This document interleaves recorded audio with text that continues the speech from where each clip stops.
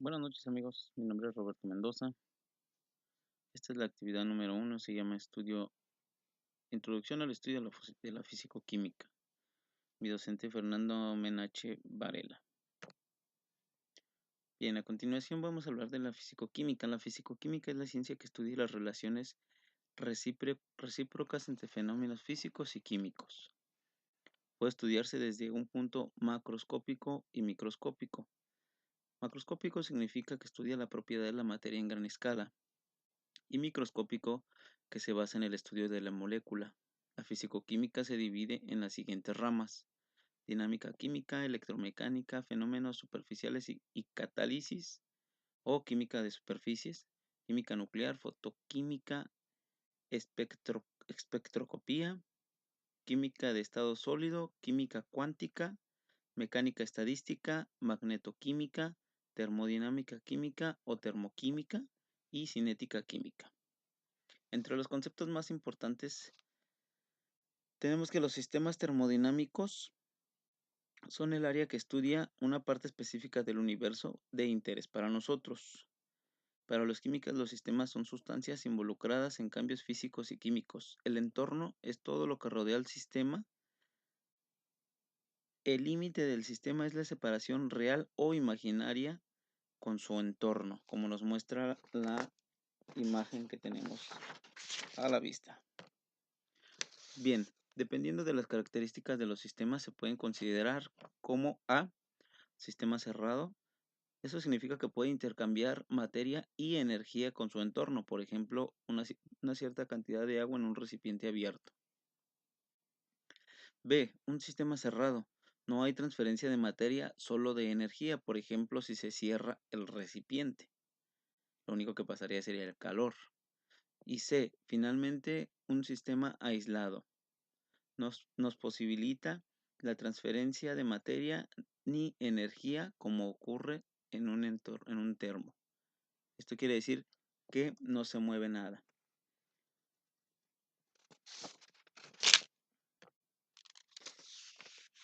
Las paredes son superficies que separan a este de los alrededores. Las paredes pueden permitir o impedir el intercambio de materia o energía con los alrededores. Las paredes pueden ser fijas, una pared fija o móvil, pared permeable a la masa o impermeable a ella.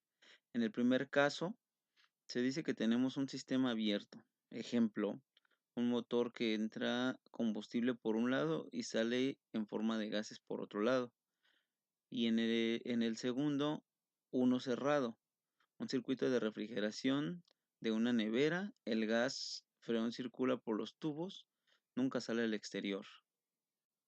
Otra puede ser permeable al calor o impermeable a él. Si al poner en contacto el sistema con el ambiente se produce una transferencia de energía debido a la diferencia de temperaturas, se dice que la frontera es diaterma. Si el calor no puede atravesar las fronteras, se dice que es adiabática. De un sistema cerrado o rodeado por paredes adiabáticas físicas, en el que por lo tanto no puede entrar ni salir masa ni energía, se dice que se encuentra aislado. Un sistema cerrado se suele estudiar lo que se denomina una masa de control, cuya evolución se sigue en el tiempo, aunque ocupe una región variable del espacio. El ejemplo arquetípico es el cilindro lleno de gas en el que existe un pistón móvil. El pistón puede comprimir o expander el gas, cuyo volumen por tanto cambia. La masa del gas contenida en el cilindro, en cambio, permanece constante. Como nos muestra la imagen, tenemos un sistema abierto y tenemos la definición de los sistemas. Tenemos los ejemplos que se nos muestran en la imagen. Remontando un poco la historia de la fisicoquímica, esta se constituyó como especialidad independiente de la química a finales del siglo XIX y a principios del siglo XX. En 1876, la publicación del químico estadounidense Willard Gibbs llama al estudio sobre el equilibrio de las sustancias donde se acuñaron términos como energía libre, potencial químico y regla de las fases. En 1662, Robert Boyle publicó su primer tratado de la físico-química llamado La Ley de Boyle, por medio del cual se permitió calcular el volumen de un gas y conocer la composición química de algunas de las moléculas gaseosas. Posteriormente, en 1800 se presentó Alessandro Volta con su invento de la batería. Este invento fue el punto de partida para los estudios de los efectos de electricidad sobre los elementos químicos. La aportación de Humphrey Davy fue el hacer pasar corriente eléctrica a través de sosa y potasa fundida, quien estudió primero el potasio y el sodio. Michael Faraday planteó las leyes sobre la electrolisis. La primera ley afirma que la cantidad de la sustancia que se deposita en un electrodo es proporcional a la cara eléctrica que atraviesa el circuito.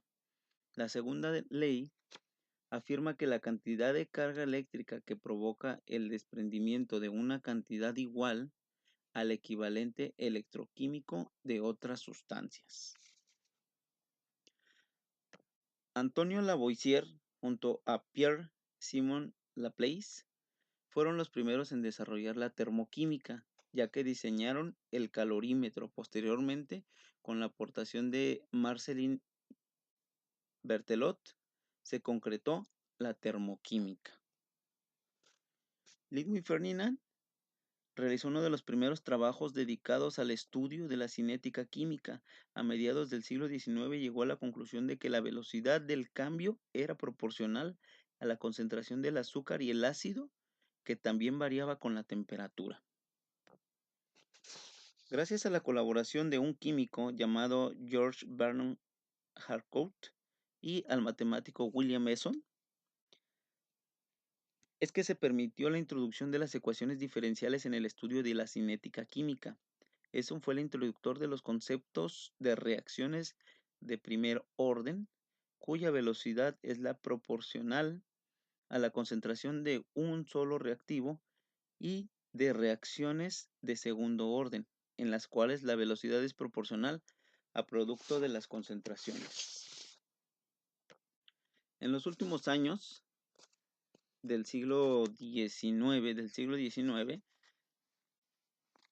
Jacobs, Henricus, Van Hoff tuvieron una influencia en este y otros campos de la química, y algunas de sus aportaciones son la introducción al método diferencial para el estudio de la velocidad de las reacciones químicas y su famosa ecuación que permite relacionar la velocidad de la temperatura de la reacción. En el siglo XX, el desarrollo de la mecánica cuántica y su aplicación al estudio de los fenómenos químicos, y entre los científicos que más aportaciones han realizado se encuentra Linus Pauling, quien es el autor de libros como Introduction to Quantum Mechanics with Application to Chemistry o La naturaleza de las moléculas químicas y el cristal, en 1939. Linus Pauling fue el introductor de nuestro concepto moderno de electronegatividad.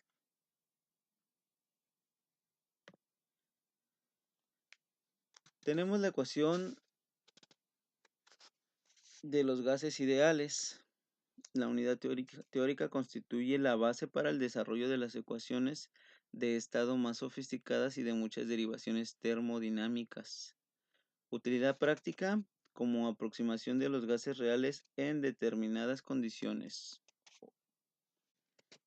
En geología y otras disciplinas tienen aplicaciones prácticas para calcular las propiedades de los gases y diferentes condiciones si se dispone, por ejemplo, de datos referidos a un estado estándar. Bien, como vemos aquí tenemos la ecuación de Boyle, la ecuación de Charles y la de Avogadro. Cada una de las fórmulas aquí viene explicada. La P pues es la presión, la B es el volumen, la N es el número de moles, La temperatura sería la letra T. Toda esta ecuación es para los gases ideales. A continuación, también tenemos la ecuación del gas de un estado real, donde la P es la presión, la B es el volumen específico, la T la temperatura, la A es modifica la interacción de fuerzas de atracción entre las moléculas y B es el ajuste efectivo repulsivo entre moléculas. Bien, la presión depende de la fuerza y frecuencia de las colisiones de las moléculas en el recipiente. Ambas están reducidas por efectos atractivos entre moléculas, que dependen a su vez de un número de moléculas. Cuando más moléculas, más fácilmente se atraen. Se llama factor directamente proporcional. Y en la cuestión del volumen, cuando disminuye el volumen, aumentan las fuerzas de atracción entre las moléculas, o conocido como factor inversamente proporcional. Bien, muchas gracias. Hasta luego.